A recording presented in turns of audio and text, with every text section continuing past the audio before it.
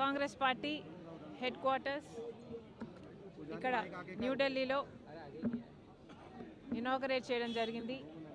దీనికి నామకరణం ఇందిరా భవన్ అని చేయటం జరిగింది. ఈ కార్యక్రమంలో ఈరోజు నేను భాగం అవ్వడం చాలా సంతోషకరం. ఈ బిల్డింగు కాంగ్రెస్ పార్టీ హెడ్ క్వార్టర్స్గా ఇప్పటి నుంచి నిలవబోతుంది. ఇది ఒక బిల్డింగ్ మాత్రమే కాదు, ఇటుకలతో కట్టింది కాదు అని ఈ బిల్డింగ్ లోపల చూస్తే ఎవరికైనా అర్థమవుతుంది. దీని లోపల కాంగ్రెస్ లెగసీని అంతా ఎంత వివరంగా దృశ్యాలతో చూపించగలరో అద్భుతంగా అందంగా చేయటం జరిగింది. ఇది కాంగ్రెస్ పార్టీ మ్యూజియం అని కూడా అనొచ్చేమో, అంత అద్భుతంగా చరిత్రనంతా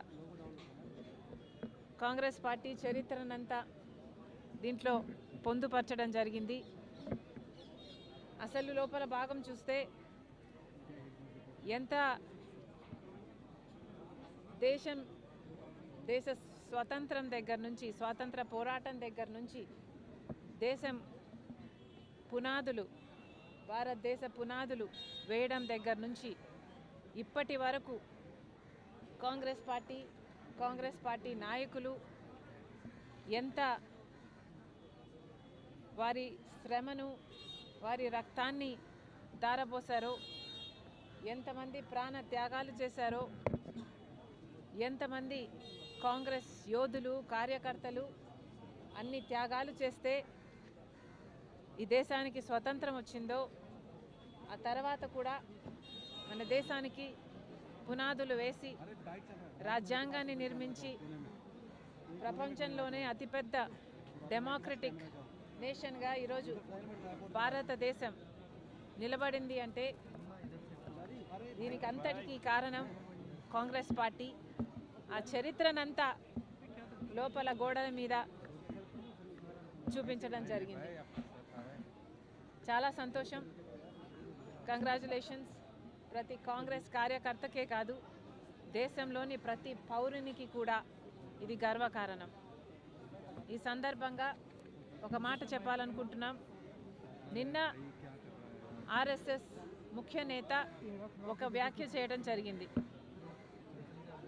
భారతదేశానికి స్వతంత్రం 1947లో రాలేదు, నిజమైన స్వతంత్రం రామ్ మందిర్ కడితే అప్పుడు వచ్చింది అని ఒక ఆర్ఎస్ఎస్ ముఖ్య నాయకుడు నిన్ననే ఈ వ్యాఖ్య చేయడం జరిగింది. అసలు దేశ ప్రజలంతా ఆలోచన చేయాలి,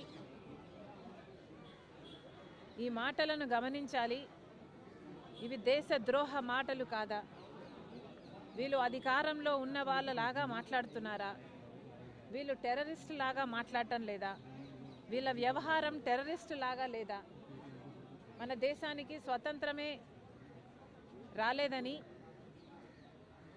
1947లో లాంటి వ్యాఖ్యలు చేస్తున్నారు. రామ్ మందిర్ కట్టినప్పుడే స్వతంత్రం వచ్చింది అని మాట్లాడుతున్నారంటే వీళ్ళ విజ్ఞత, వీళ్ళ ఆలోచన తీరు ఎలా ఉందో ప్రజలు గమనించాలి. నిజంగానే ఆర్ఎస్ఎస్ కానీ బీజేపీ వాళ్ళు కానీ స్వాతంత్రం కోసం పోరాటం చేసింది లేదు కాబట్టి వీళ్లకు స్వాతంత్రం 1947లో వచ్చింది అంటే నిజంగానే వీళ్ళకు ఆశ్చర్యం కలగడం సహజమే అనిపిస్తుంది.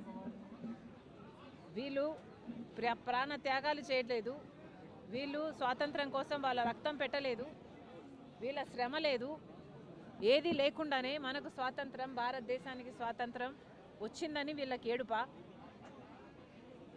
నిజంగానే వీళ్ళు అధికారంలోకి వస్తేనే స్వాతంత్రం వచ్చింది అని మాట్లాడుతున్నారు అంటే ఇది టెర్రరిస్ట్ భాష కాకపోతే ఏమిటి అని అడుగుతున్నాం. మళ్ళీ చెప్తున్నాం, ఒక్క కాంగ్రెస్ పార్టీ మాత్రమే ఈ దేశానికి స్వాతంత్రం కోసం పోరాటం చేయడమే కాదు, రాజ్యాంగాన్ని నిర్మించడమే కాదు, పునాదులు వేయటమే కాదు, ఈ రోజు వరకు కూడా ఇన్ని భిన్న మతాలు, కులాలు, భాషలు, ప్రాంతాలు ఉన్న దేశాన్ని ఏకంగా ఉంచుతున్న, రాజ్యాంగాని కోసం కొట్లాడుతున్న ఏకైక పార్టీ ఈరోజు కాంగ్రెస్ పార్టీ. మన బిడ్డల ఎంప్లాయ్మెంట్ కోసం అయితేనేమి, మెహంగాయి కోసం అయితేనేమి, మన దేశంలో ప్రేమను, సోదర భావాన్ని నిలబెట్టడం